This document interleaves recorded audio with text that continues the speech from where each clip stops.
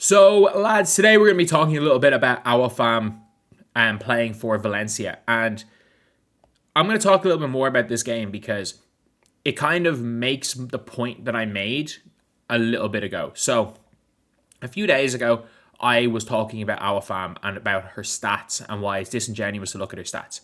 And the reason why I say that is because Awa Fam's coach, and this is a thing that happens. This is a thing that happens with a lot of coaches, especially in Europe, where you are a direct replacement from another player.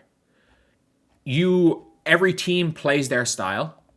You fit into a role, and your backup is your backup. You don't there's no oh, if your two best players play the same position, what do you do?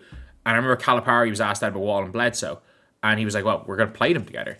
And that's kind of the logic. That's the American logic. And in fairness, in my opinion, I think that's actually one of the main positive things about American basketball, where it is kind of individual basis that you play your best players. But the problem with European basketball is the coach is the most important thing, and as well as that, not only is the coach the most important thing, we also have to look at it in a way where, you fit into your role, and the coach isn't going to adjust his system to play you in a different position. We saw it with Luka Doncic. I was there the last time Luka Doncic played against Barcelona for Real Madrid. He came off the bench. Luka won MVP of EuroLeague and came off the bench 10 times because he was playing badly the previous game, and the coach just went, okay, JC Carroll, you're starting. JC, you were better than Luka the last game, you're going to start. It's not oh, these people are guaranteed starters or working the starting line. No. If you're getting outplayed, it is what it is. And that's the thing with Valencia, is she is sharing minutes with one of the best players in Europe right now, Kayla Alexander. And today, over the last maybe 5 or 6 games, Kayla Alexander has been playing most of the minutes. Awa Fam's been coming off the bench for Kayla Alexander. Obviously, look, she's played in the WNBA. She last played in the WNBA in the Wubble. But she's had seasons where she averaged 7-8 points per game. She was one of the best players in Europe for years, and she's somebody that is a vet, but has been with the with the Canadian senior national team, and is one of the best players on that national team. If you look at Kayla Alexander, she averaged 10 points a game in America. She averaged 10 points a game in the Olympics. She averaged 10 and 8 in the Olympics. And that is who Awa Fam is sharing minutes with. And today, Awa Fam was the better player. She was the better player. She is playing alongside a WNBA caliber player. Again, she's a little bit old. I don't think we're going to be seeing Kayla Alexander at 34 years old make it back to the WNBA. But she's a WNBA caliber player. And her and Awa share minutes. And today, they played a game in a really close game against Sika Kone and Estepona. And Awa Fam played 29 minutes versus Kayla Alexander, who struggled today, who scored 2 points in the 10 minutes. And Awa Fam came out there, had 12, 8, and 4 on 50% shooting. Again, missed all her 3-point shots. It is what it is. And was a plus 22 in an 8-point win. She was a plus 22 in an 8-point win. And that's the thing where it's really tough to look at Awa Fam's stats. It's really, really tough to look at her stats and judge her stats. You've got to watch her play. And there's one big problem with Awa Fam. And, Awa Fam is, when they're playing a game that's they're getting blitzed.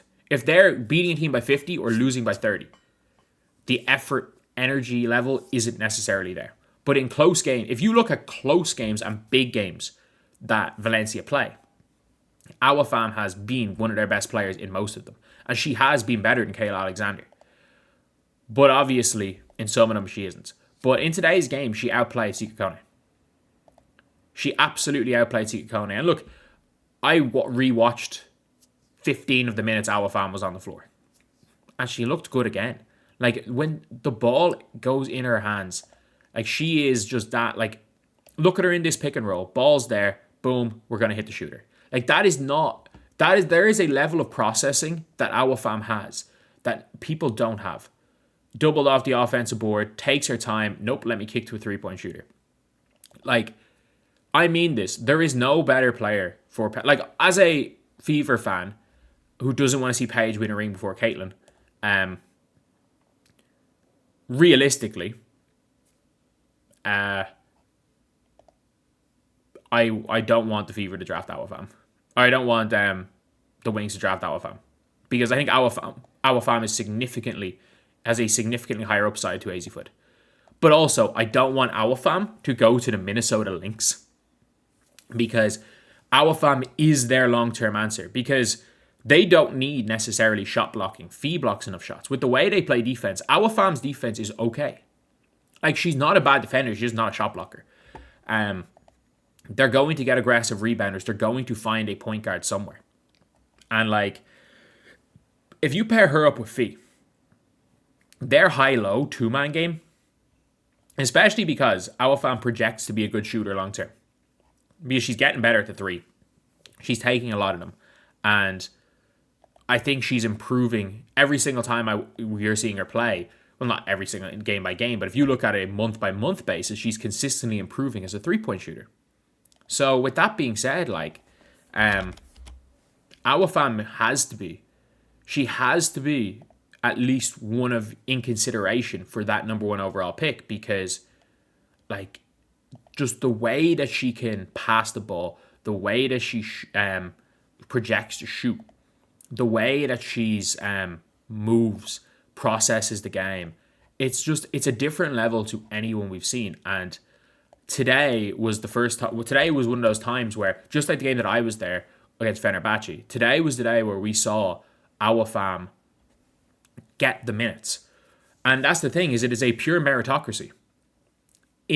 Especially in college, if you are the star, no matter how badly you're playing, you're going to play your 35 minutes. If Awa Fam plays badly, Kayla Alexander is getting her minutes. Like, it is what it is. But if you look especially at this Valencia team, in the close games they play, it is Awa who plays most of the minutes. Awa Fam is really bad at beating down on teams that stink. Like, if Awa Fam played in college and she played, let's just say she played at LSU, she would probably stink it up and then be the best player in the SEC. Because that's just her mentality. And it is a flaw. It's absolutely a flaw. But I would rather, like, as much as it's a flaw, there are so many players that have a flaw of they shrink against the good teams. And I would rather my player's flaw be that they step up against the good teams and they shrink against the bad teams. They shrink in meaningless games. But again, in games that matter, they step up. I would rather that, again, first of all, you prefer players to have motor and the energy no matter what. But I would much prefer the player that steps up in big games and not small games, and the player who does the opposite, because there's a lot of players that do the opposite. A big one of those being that point guard out of TCU this year. But anyway, yeah, I'll see you guys.